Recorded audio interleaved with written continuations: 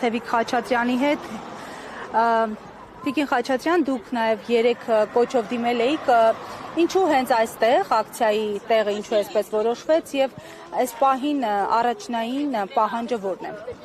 Պահանջը մնում է մեկը, որ 40+10 այլ ընտրանք չունի, այլ ընտրանքը լինելու է այնինչ այսօր ավելի շատ ցուցադրական իմաստով տեղի կունենա ակցիայի շրջանակներում։ Մենք ուզում ենք ցույց տալ, որ մարդիկ հենց այս վիճակում են հայտնվելու են փողոցում եւ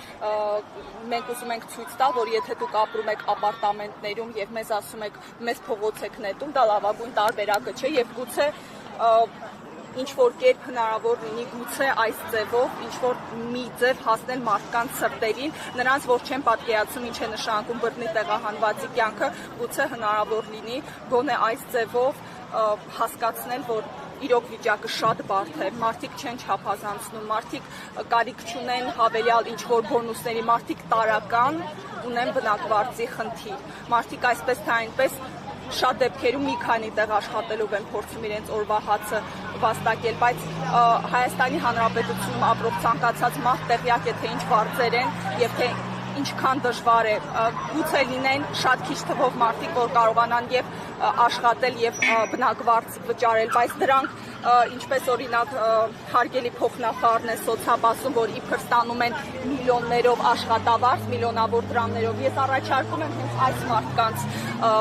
40+10 կրճատել, այլ ոչ սովորական քաղաքացու, սովորական բռնի տեղահանվածի, ով 100,000 դրամ է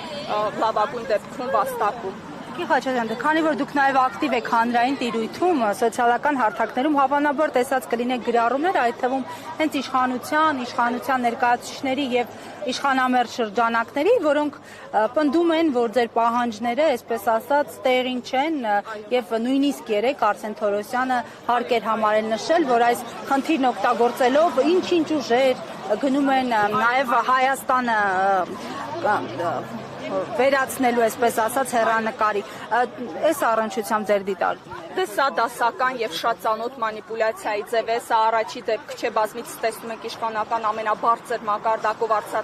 արցախատյացության քարոզ, մենք արդեն դրան լրիվությամբ սովոր ենք, այլ հարց է թե նպատակը որն է, թե ինչու է սա արվում, միթե արցախցին թշնամի է, ախր թշնամին սահմանից այն կողմ է, այստեղ թշնամիներ փնտրելը մեղմ ասած տրամաբանական չէ, երբ անընդհատ տարածքներ են Հայաստանի Հանրապետության սահմանից օկուպացվում։ Խնդիրն այն է, որ իրենք 20 թվականից հետո իրենց ռետորաբանությունը փոխել են եւ իրենց թվում է թե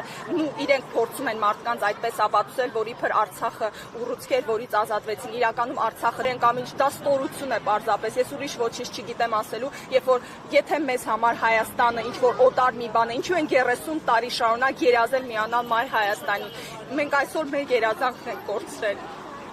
Շնորհակալություն։